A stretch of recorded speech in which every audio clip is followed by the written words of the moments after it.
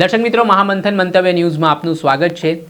થોડા દિવસ પહેલાં ચૌધરી સમાજ અને રબારી સમાજ વચ્ચે બનાસકાંઠાના ઊણ ગામમાં જે કાયદો અને વ્યવસ્થાની સ્થિતિ કથળી હતી, બંને સમાજના લોકો સામસામે આવી ગયા હતા અને ધીંગાણું સર્જાયું હતું। આ ઘટનામાં પોલીસ દ્વારા પણ મોટી કાર્યવાહી કરવામાં આવી છે, જેમાં 16 લોકો સામે હત્યાનો પ્રયાસ અને 1000ના ટોળા સામે પોલીસે ગુનો દાખલ કર્યો છે। ગુનો નોંધાયા બાદ હાલ ગામમાં સંપૂર્ણ નીરવ શાંતિ છે। જાણે કે ગામમાં સૌ લૂંટાઈ ગયો હોય તેવી સ્થિતિનું નિર્માણ થયું છે ને આ ઘટનામાં જે ઇજાગ્રસ્ત લોકો છે તેઓ સારવાર હેઠળ છે। આ પગલે હવે વાવ થરાદ પોલીસ એક્શન મોડમાં આવી છે। એસપી ચિંતન તેરૈયા દ્વારા આજે રબારી સમાજ અને ચૌધરી સમાજના જે આગેવાનો છે તે આગેવાનો સાથે બેઠક કરી શાંતિ સમિતિની આ બેઠક મળી।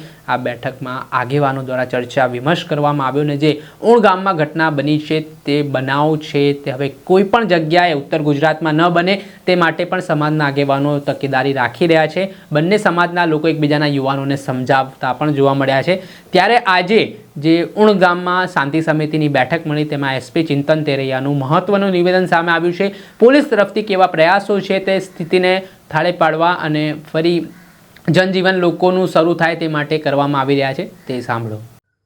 ગઈ 18મી માર્ચે ઓગડ તાલુકાના ઊણ ગામ ખાતે જે નિંદનીય ઘટના બની છે એ અનુસંધાને વાવ થરાદ જિલ્લાના તમામ ગામમાં લોકોમાં સામાજિક સમરસતા જળવાઈ રહે અને બે સમાજ વચ્ચે કે બે સમાજના બે કોમના લોકો વચ્ચે કોઈ વૈમનસ્ય ન ઊભું થાય, કોઈ લોકો ગેરસમજમાં ન આવે અને એકબીજા પ્રત્યે કોઈ ધૃણા ન થાય, એવા એક ઉમદા આશયથી આજે થરાદ તાલુકાના મુલુપુર ખાતે એક સર્વ સમાજની એક શાંતિ સમિતિની મિટિંગનું આયોજન કરવામાં આવ્યું હતું।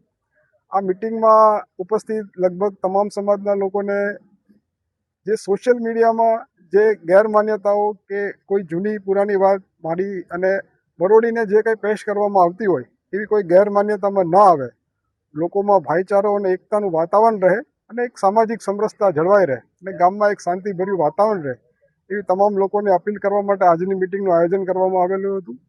આ ઉપરાંત જે અસામાજિક તત્વો સમાજ વચ્ચે ગેરસમજ ઊભો કરવાના પ્રયત્નો કરતા હોય આવા ઇસમો કે આવા માણસો વિરુદ્ધ કાયદેસર કાર્યવાહી કરવામાં પણ મેં કડક હાથે સૂચના આપી છે અને લોકોને શાંતિ જાળવવા અપીલ કરી છે। આ ઉપરાંત બંને સમાજના જે અગ્રણીઓ છે, આગેવાનો છે, એમના દ્વારા અને સાધુ સંતો દ્વારા પણ આ બાબતે સમાજ લોકોને એક સાચી દિશામાં લઈ જવા માટે જે પ્રયત્નો કરવામાં આવી રહ્યા છે એ પ્રયત્નોને આપ તમામ આગેવાનો અને સમાજના લોકો એને પાલન કરે અને ગામમાં એક શાંતિભર્યું વાતાવરણ જળવાઈ રહે એ માટેના પ્રયત્નો પોલીસ વિભાગ દ્વારા કરવામાં આવી રહ્યા છે। ખાસ કરીને યુવાનોને અને વાવ થરાદ જિલ્લાની પ્રજાને શું સંદેશ?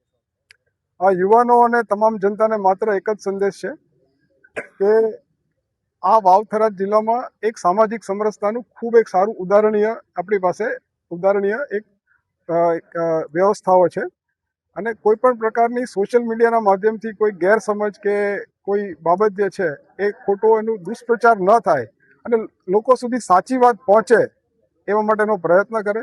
યુવાનોને ખાસ વિનંતી કરું છું કે એવા કોઈ મેસેજો છે, એવા કોઈ વિડીયો છે, એવા સંદેશાઓ છે એ બિનજરૂરી ખરાઈ કર્યા વગર એને વાયરલ ન કરે અને લોકો સુધી પહોંચાડે નહીં અને ખાસ કરીને જે વડીલો છે એ યુવાનોને સાચા માર્ગે લઈ જાય એ પ્રકારનું અમે લોકોએ સૂચના આપી છે। સોશિયલ મીડિયામાં સાહેબ જે પોસ્ટો થઈ રહી છે જે એના ઉપર પોલીસ નજર રાખી રહી છે? પોલીસનો જે ટેકનિકલ સેલ છે, અમારું મીડિયા મોનિટરિંગ સેલ છે, એ 24 કલાક રાઉન્ડ ધ ક્લોક આવા જે પોસ્ટ છે, વિડીયો છે વાયરલ થતા હોય છે એના પર નજર રાખી રહી છે અને આવા કોઈ તત્વો છે એના વિરુદ્ધ કાર્યવાહી પણ કરવામાં આવી રહી છે। ખાસ કરીને એ જે સંદેશાઓ છે એનાથી કોઈ વિપરીત અસર સમાજ લેવલે ન થાય એવા ઉદ્દેશ્યથી આજે મિટિંગનું આયોજન કરવામાં આવેલું હોય। Thank you. આપણે સાંભળ્યા હતા વાવ થરાદના એસપી ચિંતન તેરૈયા। તેઓ પોલીસ અધિકારીઓ સાથે ત્યાં પહોંચ્યા હતા, જ્યાં તેમણે બંને સમાજના લોકોને સાંભળ્યા, તેમને વિશ્વાસમાં લીધા અને ભવિષ્યમાં કોઈ અનિચ્છનીય બનાવ ન બને તે માટેની પણ તકેદારી છે તે રાખવા માટેની વાત કરી ને હાલ ગામમાં ખૂબ જ શાંત માહોલ છે ને પોલીસે પણ સોશિયલ મીડિયાના માધ્યમથી જે અફવાઓ ફેલાઈ રહી છે તેને લઈને પણ લોકોને અફવાઓ પર ધ્યાન ન આપવા માટે અપીલ કરી છે। દર્શક મિત્રો, આવા જ ક્રાઇમથી જોડાયેલી સ્ટોરી આપના સુધી પહોંચાડતા રહીશું, એટલે મહામંથન મંતવ્ય ન્યૂઝ જોતા રહો।